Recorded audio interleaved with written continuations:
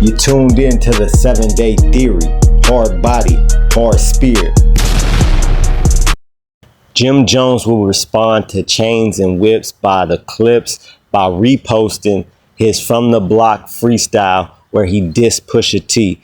Jim Jones would say, I thought we addressed this already. He gonna need a bigger desk cause that one too tiny. This is surgical. I'm not a storyteller, I'm a life liver. And your brother's still a fiend to me. LOL. What up, my people? You tuned into the 7-Day Theory. Hard body, hard spirit. Check this. It's the battle of the unks. It's the battle of the unks in this hip hop game.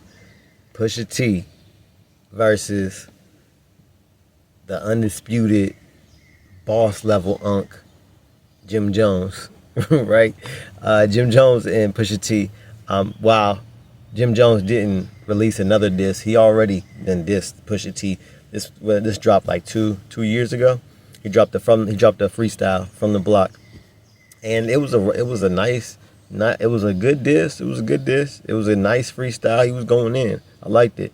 But Jim Jones reposted, said, look, I already addressed this. He gonna need a bigger desk because the Clipse did the Tiny Desk performance. If y'all know Tiny Desk, it's a real popular channel where they do the beats. It's all done with actual instruments. All the beats are done with actual instruments live, and they rap it live or sing it live. Mac Miller had a famous Tiny Desk performance. A couple people had some real viral Tiny Desk performances, and the Clipse was on Tiny Desk, and they did some tracks from the new album. They released Chains and Whips. And in that song, Pusha T disses Jim Jones. Now, was it like neither of them are saying nothing too crazy? Like, this ain't like when Pusha T was dissing Drake and he released a picture of Drake in blackface, and he exposed that he had a son. Like, it ain't that level. It ain't that level. Like, these are just nice little digs, little disses, and these are nice bars. The song Changes and Whips and the whole Tiny Desk performance was raw. I loved it. The beats was on point. The way that them rapping over the beats, the live instruments was raw. I was there when the Clipse first came out. I'm a fan, not a huge fan of the Clipse, but I'm a fan nonetheless. I'm definitely a bigger fan of Jim Jones. You already know. Y'all be getting on me because I put Jim Jones in my top 5. But that's just my opinion, right? And so Jim Jones posted, he said, look, I already addressed this. Y'all dissing me again, I already addressed this. And he's like, you're going to need a bigger desk because that one's too tiny. And referencing the Tiny Desk performance. And he said, your brother is a fiend to me. Now, where that comes from, I don't know. I don't know if Malice, I think his name is. Yeah, Malice.